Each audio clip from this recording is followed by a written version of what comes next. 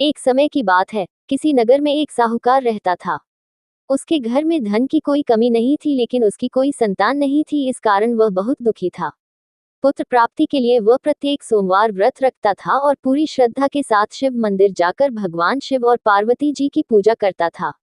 उसकी भक्ति देखकर एक दिन मां पार्वती प्रसन्न हो गईं और भगवान शिव से उस साहूकार की मनोकामना पूर्ण करने का आग्रह किया। पार्वती जी की इच्छा सुनकर भगवान शिव ने कहा कि हे पार्वती, इस संसार में हर प्राणी को उसके कर्मों का फल मिलता है और जिसके भाग्य में जो हो उसे भोगना ही पड़ता है। लेकिन पार्वती जी ने साहूकार की भक्ति का मान रखने के लिए उसकी मनोकामना पूर्ण करने की इच्छा जताई। माता पार्वती के आग्रह पर शिवजी ने साहूकार को पुत्र प्राप्ति का वरदान तो दिया, लेकिन साथ ही यह भी कहा कि उसके बालक की आयु केवल 12 वर्ष होगी। माता पार्वती और भगवान शिव की बातचीत को साहूकार सुन रहा था। उसे ना तो इस बात की खुशी थी और ना ही दुख। वह पहले की भांति शिवजी की पूजा करता रहा। कुछ समय के बाद साहूकार के घर एक पुत्र का जन्म हुआ। जब वह बालक 11 वर्ष का हुआ तो उसे पढ़ने के लिए काशी भेज दिया गया। साहूकार ने पुत्र के मामा को बुलाकर उसे बहुत सारा धन दिया और कहा कि तुम इस बालक को काशी विद्या प्राप्ति के लिए ले जाओ और मार्ग में यज्ञ कराना। जहां भी यज्ञ कराओ वहां ब्राह्मणों को भोजन कराते और दक्षिणा देते हुए जाना। दोनों मामा भांजे इसी तरह यज्ञ कराते और ब्राह्मणों को दान दक्षिणा देते काशी की ओर चल पड़े।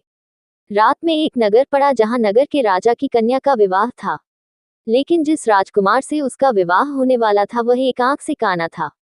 राजकुमार के पिता ने अपने पुत्र के काना होने की बात को छुपाने के लिए एक चाल सोची। साहूकार के पुत्र को देखकर उसके मन में एक विचार आया। उसने सोचा, क्यों न इस लड़के को दूल्हा बनाकर राजकुमारी से विवाह करा दूं। विवाह के बाद इसको धन देकर विदा कर दूंगा और राजकुमारी को अपने नगर ले जाऊंगा।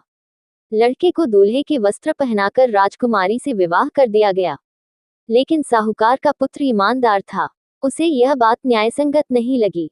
उसने अवसर पाकर राजकुमारी की चुन्नी के पल्ले पर लिखा कि तुम्हारा विवाह तो मेरे साथ हुआ है, लेकिन जिस राजकुमार के संग तुम्हें भेजा जाएगा वह एक आंख से काना है। मैं तो काशी पढ़ने जा रहा हूँ।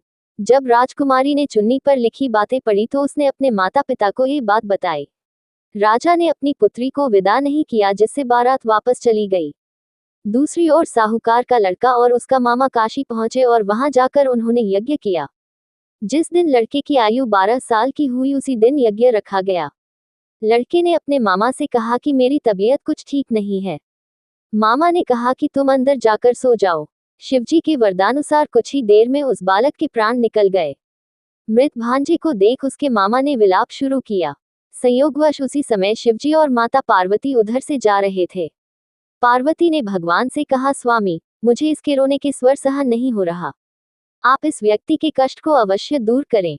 जब शिवजी मृत बालक के समीप गए तो वह बोले कि यह उसी साहूकार का पुत्र है जिसे मैंने 12 वर्ष की आयु का वरदान दिया। अब इसकी आयु पूरी हो चुकी है। लेकिन मातृ भाव से विभोर माता पार्वती ने कहा कि हे महादेव, आप इस बालक को और आयु देने की कृपा करें, अन्यथा इसके वियोग में इसके माता पिता भी तड़प तड़प कर मर जाएंगे। माता पार्वती के आग्रह पर भगवान शिव ने उस लड़के को जीवित होने का वरदान दिया। शिवजी की कृपा से वह लड़का जीवित हो गया। शिक्षा समाप्त करके लड़का मामा के साथ अपने नगर की ओर चल दिया। दोनों चलते हुए उसी नगर में पहुंचे जहां उसका विवाह हुआ था। उस नगर में भी उन्होंने यज्ञ का आयोजन किया। उस लड़के के ससुर ने उसे पहचान लिया और महल में ले जाकर उसकी खातिरदारी की और अपनी पुत्री को विदा किया। इधर साहूकार और उसकी पत्नी भूखे प्यासे रहकर बेटे की प्रतीक्षा कर रहे थे। उन्होंने प्रण कर रखा था कि यदि उन्हें अपने बेटे की मृत्यु का समाचार मिला तो वह भी प्राण त्याग देंगे, परंतु अपने बेटे के जीवित होने का समाचार पाकर वह बेहद प्रसन्न हुए। उसी रात भगवान शिव ने व्यापारी के स्वप्न में आकर कहा, हे श्रेष्ठी, मैंने तेरे सोमवार के व्रत करने और व्रत कथा सुनने से प्रसन्न होकर तेरे पुत्र को लंबी आयु प्रदान की है। इसी प्रकार जो कोई सोमवार व्रत करता है या कथा सुनता और पढ़ता है उसके सभी दुख दूर होते हैं और समस्त मनोकामनाएं पूर्ण होती हैं।